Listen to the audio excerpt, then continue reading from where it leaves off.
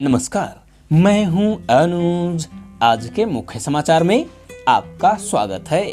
ऊर्जा क्षेत्र में आत्मनिर्भर के साथ निर्यातक भी बनेगा भारत। मोदी।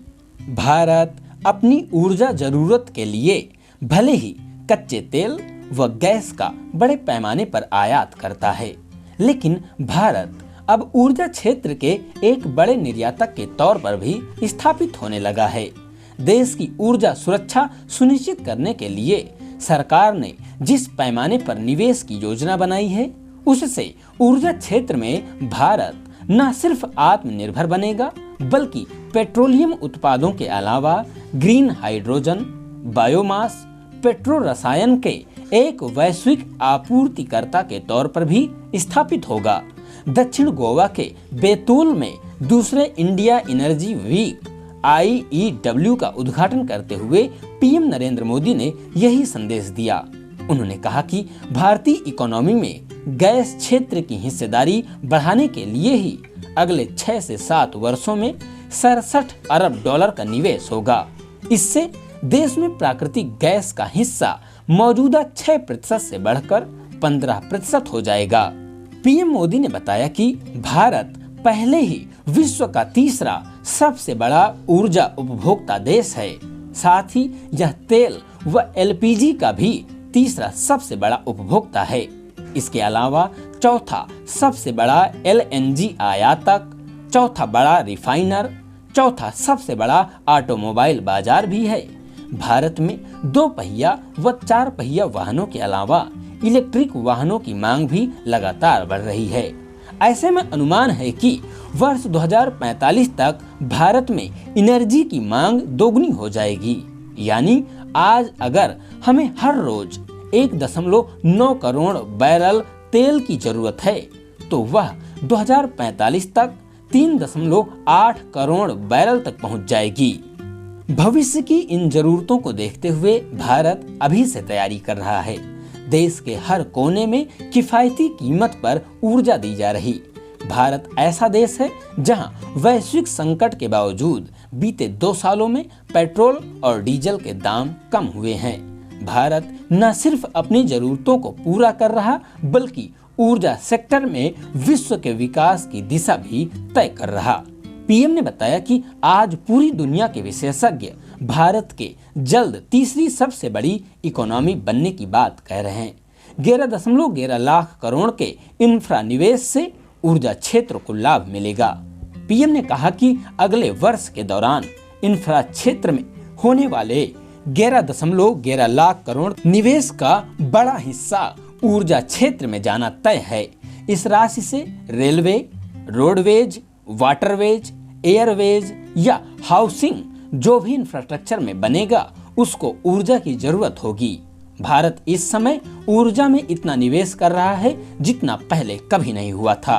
यही वजह है कि भारत के ऑयल, गैस व ऊर्जा क्षेत्र में हर वैश्विक कंपनी निवेश करना चाहती है। पीएम ने यह भी बताया कि देश में रिफाइनिंग क्षमता को मौजूदा 25.4 करोड़ मीट्रिक टन सालाना से बढ़ाकर 45 करोड़ मीट्रिक टन सालाना बनाने का लक्ष्य रखा गया है। वैश्विक CEO से तेल गैस क्षेत्र में निवेश की अपील। पेट्रो के अनुसार प्रधानमंत्री नरेंद्र मोदी ने इंडियन एनर्जी वीक से इतर तेल व गैस क्षेत्र की शीर्ष 10 कंपनियों के CEO से मुलाकात की। इस दौरान उन्होंने भारत में मौजूद अवसरों और सरकार की ओर से तेल की खोज व उत्पादन में किए गए सुधारों की जानकारी दी। सूत्रों के अनुसार पीएम ने दिग्गज कंपनियों के शीर्ष अधिकारियों से भारत में इस क्षेत्र में निवेश की भी अपील की है।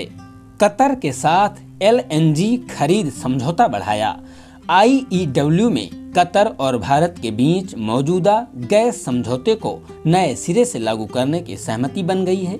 दोनों देशों के बीच गैस खरीद का नया समझौता हुआ, जो वर्ष 2028 से वर्ष 2048 तक के लिए लागू होगा। इस समझौते का आकार 78 अरब डॉलर का होगा।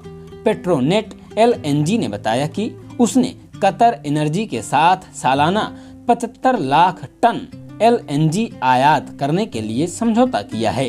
नए समझौते के मुताबिक मौजूदा दर के मुकाबले LNG की नई दर $0.8 प्रति MMBTU यानी प्रति million British thermal unit gas मापने का मापक कम होगी और 20 वर्षों में भारत को कुल $6 अरब की बचत होगी।